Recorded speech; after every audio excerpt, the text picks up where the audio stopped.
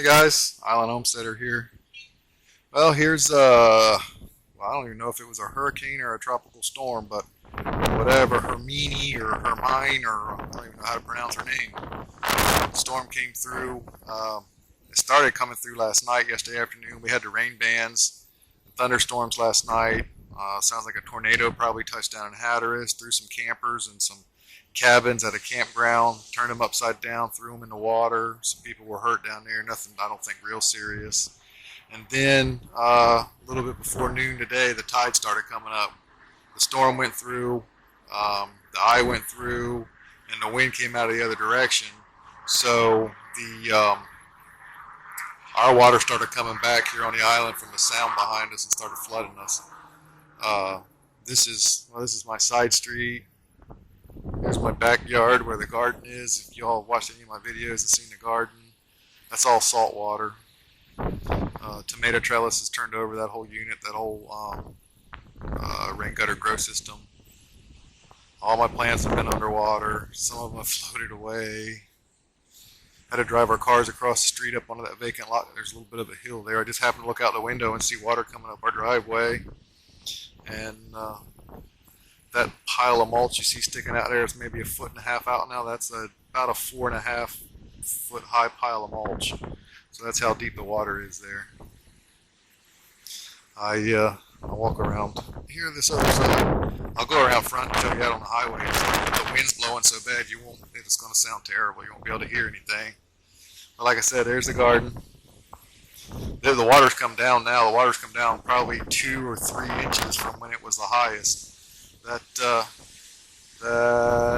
Those pots you see right there and that kiddie pool, that was all completely underwater when it was at its highest. Stuff blown over on the porches. This is my backyard, almost to the bottom of the kettle there on the grill. This is where I had intended to put a chicken coop come springtime if I can get permission, but I'm going to have to put I'll have to put their coop up much higher than their run. So anyway, that's what the backyard looks like.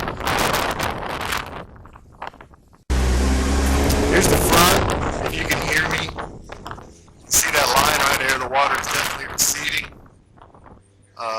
One lane of the road is almost completely underwater. People out driving in it.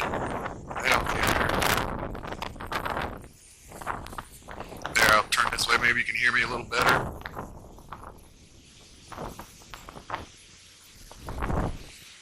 That's my driveway. That block wall right there has got a few inches of water on it. It's probably 10 inches high normally, so well, bottom step underwater. Halfway up the second step. Looking out on the highway. You can see the water line out there. It was higher. The other house that we used to live in, where I got my bees, one of the beehives is completely underwater. And let's see, try to block some of this wind. One of my beehives is completely underwater. Okay, I saw that or not. One of the beehives is completely underwater.